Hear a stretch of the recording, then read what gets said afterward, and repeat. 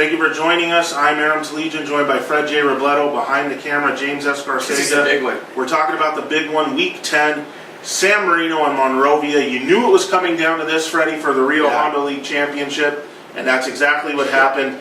Monrovia gets the home game against the Titans. How does this always happen? It's like they know to set these teams in Week 10 and it's going to come down to this. Look, last year, Monrovia was the team, I think they started 0-5. They came back. They win all 5 games. They win the Rio Honda League.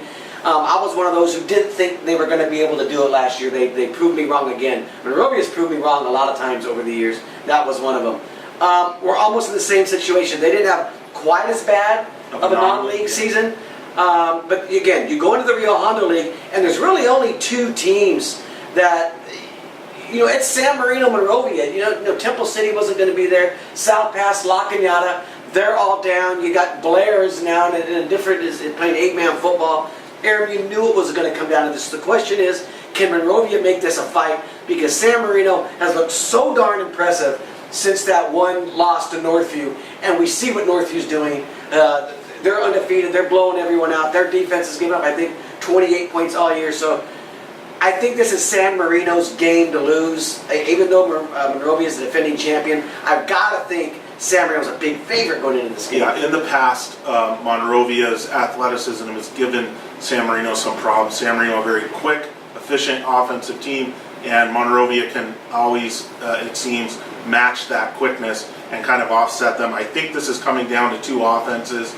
And who avoids mistakes, gets points when they're supposed to, and in that situation, I think you can trust San Marino a little more. But kudos to Chris Williams, the new head coach at Monrovia. He's done some tweaks on offense, and Monrovia's looked like a new team. As we're talking about the second half of the season, but I got San Marino. You? Yeah, I think Bo Hobby's going to run wild in this game in the finale. I mean, they have an offense that, if you can't slow them down, you have virtually no chance because they control the clock. It's like a Big 12.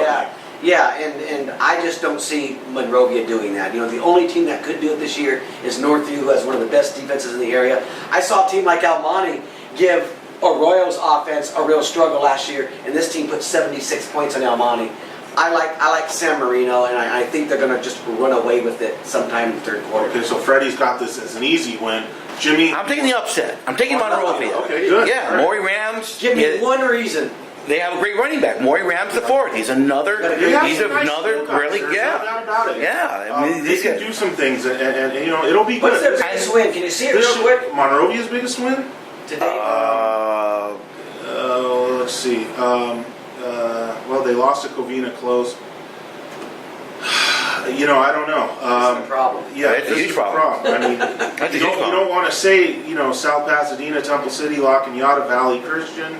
I guess it would be Valley Christian or Temple City. Yeah. Or South. I mean, yeah. It's gonna be a shootout, though. That's a problem. But I mean, still. I just don't think. Let's just hope it's done before. I just think that talent-wise, they're close enough. And it's a rivalry. It has become the rival. Monrovia, Temple City used to be the rivalry. This is the rivalry in the Rio Hondo now. So maybe that is what gives this team. Yeah, the home field advantage. Okay, so Freddie and I with San Marino, James with Monrovia. This is Friday night at Monrovia. Enjoy the Rio Hondo League Championship.